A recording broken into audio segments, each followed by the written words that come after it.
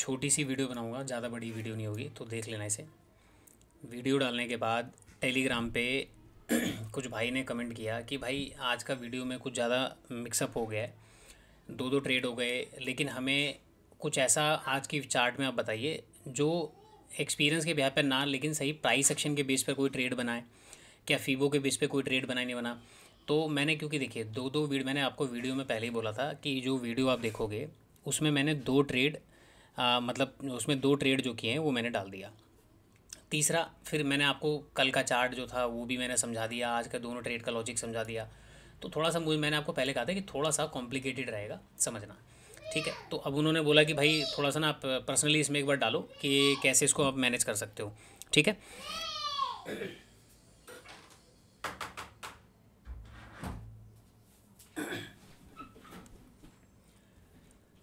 Sorry. तो उन्होंने मेरे को बोला कि भाई थोड़ा सा ना मुझे पर्सनली बता दो, क्योंकि देखिए यार मेरे को पता है कि चैनल पे बिगिनर बहुत ज़्यादा हैं, स्टार्टिंग में लोग काम कर रहे हैं, और कई लोग ऐसे हैं जो देखो अभी भी इतनी वीडियो, एक एक दो दो घंटे की वीडियो देखने के बाद भी डिसिप्लिन में नहीं काम कर रहे हैं। ट्रेडिंग को मतलब वो जुए की तरह काम कर रहे हैं, गैम्बलिंग की तरह काम लेके चल रहे हैं। 5,000 6,000 की कैपिटल में 3-3 हज़ार का लॉस कर रहे हैं, फिर एक दिन का प्रॉफिट हो रहा है। वो फिर कहानी देखो, ये ना सब चीज़ें चलती रहेंगी, ठीक है। तो मेरे को बोला कि सर आप एक काम करो, एक वीडियो सिंपल बना दो, आप पीछे की चीज़ों को छोड़ो, आज के चार्ट में कहाँ पे क्या ट्रेड बन सकता था एज ए बिगिनर, मुझे वो आप बताइए। तो देखो मैं आपको दोनों चार्ट मैंने सामने लगा लिया, कहाँ पे प्राइस एक्शन ने काम किया, कहाँ पे कैसे टारगेट निकाले गए हैं, क्या क्या हुआ। तो सिंपल लैंग्वेज में, सिंपल वे में, बहुत छोटे से वीडियो में मैं आपको समझाने की कोशिश करता हूँ। देखिए, पहला, मार्केट ने एक ओपनिंग दिया, चलो ठीक है, आपको यहाँ पे ट्रेड समझ में नहीं आया, ठीक है, यहाँ पे ट्रेड समझ में नहीं आया, आप छोड़ दो ट्रेड को, कोई दिक्कत नहीं है। ये ऊपर जा रहा है, यहाँ पे आप लॉजिक नहीं समझ सकते, यहाँ पे प्राइस एक्शन बन रहा है, आपने ये नहीं समझा, मार्केट को जाने दो जहाँ जा रहा है। आपके पास, मुझे पता है कि यहाँ पे ट्रेड करने के लिए कॉन्फिडेंस नहीं है, क्योंकि चार्ट पे आज का डेटा नहीं है।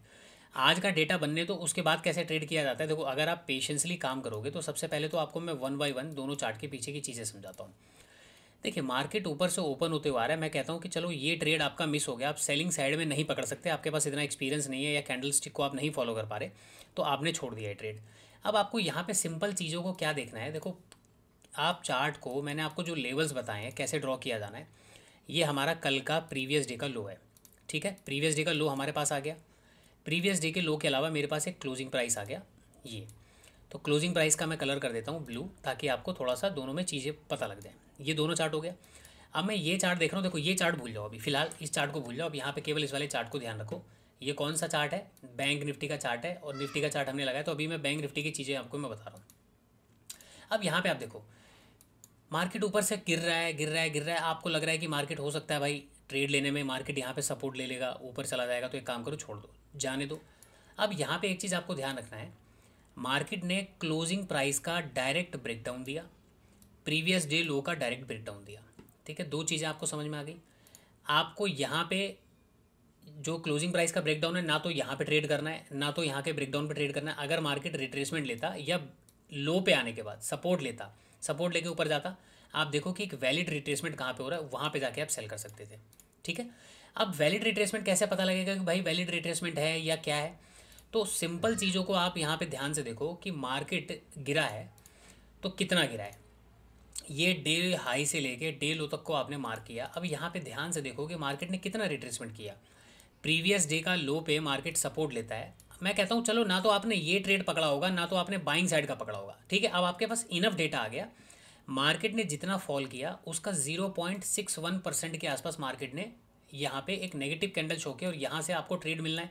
अगर आप बैंक निफ्टी में 90 पॉइंट का टारगेट भी लोगे तो आपको ऐसी कंडीशन में 90 पॉइंट का 100 पॉइंट का टारगेट मिल जाएगा, जबकि मार्केट बहुत ज़्यादा मतलब स्ट्रेच हो चुका है, काफ़ी ज़्यादा ऊपर जा चुका है। अब आप कहोगे सर ये तो कहने वाली बात है कि मार्केट में यहाँ पे ट्रेड बन रहा है। देखो, एक ट्रेड यहाँ पे बना मार्केट में, 0.6 के आसपास मार्केट ने रिट्रेसमेंट लिया, वहाँ से आप एक सेलिंग साइड में, एटलीस्ट बिगिनर के नाते आप 90 पॉइंट का टारगेट तो ले ही सकते हो।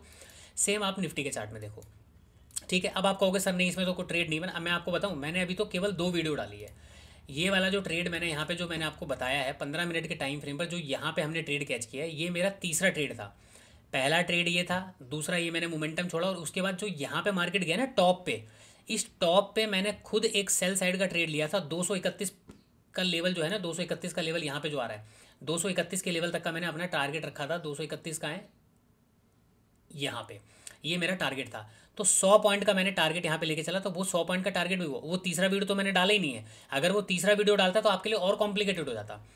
वो तीसरा वीडियो देखो, यहाँ पे अगर आपको मैं दिखाऊं तो आप यहाँ पे ध्यान से देखो और वहाँ पे देखो कि मैंने कितने पॉइंट का टारगेट डाला है। बहुत छोटा सा टारगेट, 100 पॉइंट का टारगेट है, ठीक है। ये देखो मार्केट जब यहाँ पे फॉल कर रहा था कितना हो रहा है, 11 बज रहे हैं, ठीक है। और यहाँ पे मार्केट, अभी मैं आपको यहाँ पे चीज़ें बता रहा हूँ कि मार्केट में क्या करूँगा, ऊपर से लेके मैंने नीचे एक फीवो मारा है। ये वीडियो पूरी रिकॉर्ड है, लेकिन मैंने इस वीडियो को अभी तक डाला नहीं है, जबकि 1 घंटे की वीडियो यहाँ पे देखोगे, टाइमिंग 1 घंटे की वीडियो ये भी है। तो आपका दिमाग वैसे यहाँ पे कंफ्यूज हो जाता है कि भाई ये क्या क्या चीज़ें डाल दी हैं। ये तीसरा वीडियो तो मैंने डाला ही नहीं, क्योंकि 100 पॉइंट का टारगेट और जो चीज़ मैंने मतलब रिकॉर्ड नहीं किया उस चीज़ के बारे में मैं आपको उस वीडियो के अंदर मैं क्या बताऊँ, ठीक है। यहाँ पे आपने देख लिया, आप देखो यहाँ पे इसको मैं थोड़ा सा फास्ट फॉरवर्ड करता हूँ और ये मार्केट ऊपर की तरफ निकल रहा है। हमने कहाँ पे अपना टारगेट लगाया, ये 5 मिनट के टाइम फ्रेम पर ये पहली जो डोजी कैंडल बनी है 0.61% के आसपास मैंने यहाँ पे लिया और 235 या 231 का टारगेट मैंने आपको बताया था। अब आप देखो कितने छोटे से स्टॉप लॉस के बिहाफ पर यहाँ पे ट्रेड लिया। ये आपको देखने में बड़ा लग रहा है, लेकिन एंट्री के बिहाफ पर आप यहाँ पे नापो तो मैंने स्टॉप लॉस दिया हुआ है और 100 पॉइंट का टारगेट दिया है। क्या ये 100 पॉइंट का टारगेट डन नहीं हुआ था? यहाँ पे देखो, ये मैंने ऑप्शन का चार्ट निकाला, पहला यहाँ पे हमने ट्रेड लिया था, उसी के बेस पर हम यहाँ पे दूसरा ट्रेड हम प्लान कर रहे थे। और ये मार्केट कहाँ गया, ये मार्केट ऑलरेडी मेरा 80% टारगेट डन कर चुका है, ठीक है। मैंने ये वीडियो अभी तक अपलोड नहीं की। तो अब आप देखो कि मैं जब वीडियो डाल रहा हूँ, चीज़ों को मैं डाल रहा हूँ, मैंने इस वाले टॉप पे यहाँ पे लिया था 235 का टारगेट है। 235 का है, 235, 28, 29, 30, 31, 32, 33, 34, 35, ये रहा 35। यहाँ पे टारगेट है।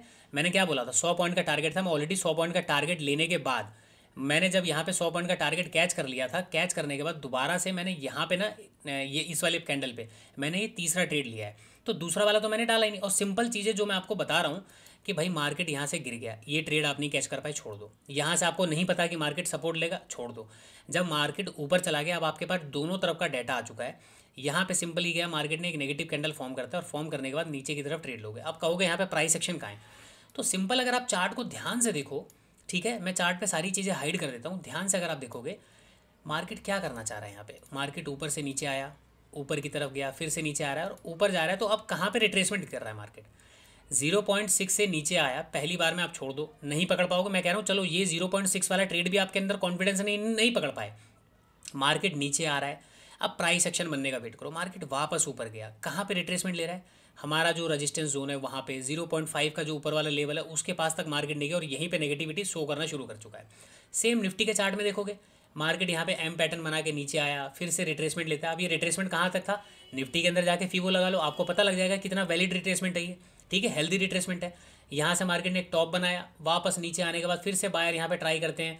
और देखो कैंडल स्टिक को देखो ध्यान से, क्या टाइम पास करते हुए कैंडल ऊपर जा रहा है, ऊपर जा रहा है और यहाँ पे जाके फिर से उसी जोन में मार्केट ने एक नेगेटिव कैंडल फॉर्म हुआ।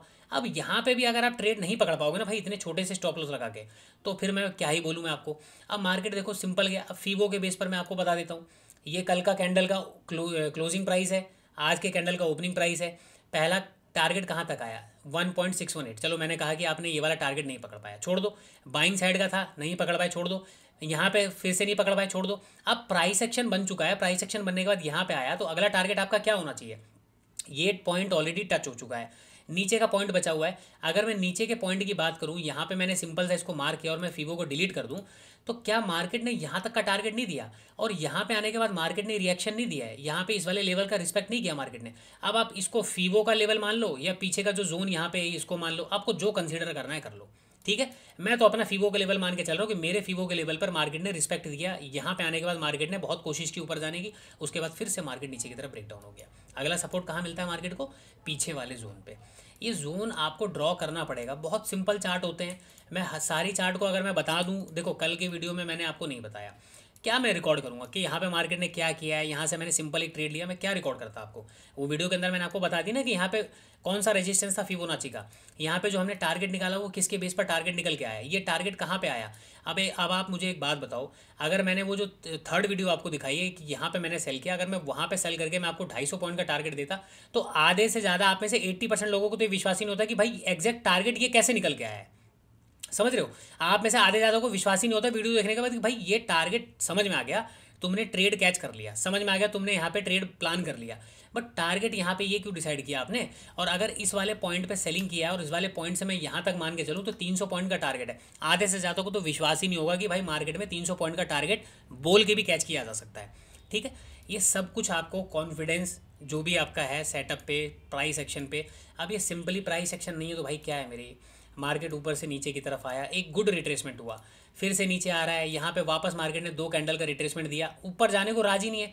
मार्केट खुद यहाँ पे बोल रहा है कि भाई मैं ऊपर नहीं जाने वाला, मुझे ट्रेड करना है तो कर लो, नहीं कर पाए। वापस नीचे आने के बाद फिर से ऊपर जा रहा है मार्केट, फिर से। अगर मैं कहता हूँ कि आप चलो प्राइस एक्शन को नहीं समझ पा रहे, ठीक है, प्राइस एक्शन को नहीं समझ पा रहे, तो सिंपली भाई ये जो जोन है, मार्केट अगर यहाँ से ऊपर गया है और ये नीचे आया, इसके ब्रेकडाउन पे भी नहीं आप ट्रेड कर पा रहे क्या?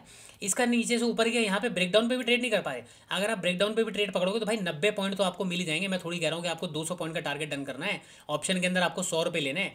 ये 100 रुपये, 150 रुपये, 200 रुपये, ये सब काम वो बात की बात है। जिस दिन आपका लॉस रिकवर हो जाए उस दिन आप इन सब चीज़ों की बातें करो। एज ए बिगिनर आप कोशिश करो कि बैंक निफ्टी में 90 पॉइंट, 80 पॉइंट, 70 पॉइंट का टारगेट आपको मिल गया ना, तो यही छोटी छोटी चीज़ें आपको मार्केट में, लाइव मार्केट में एक्सपीरियंस गेन कराएगी, ठीक है।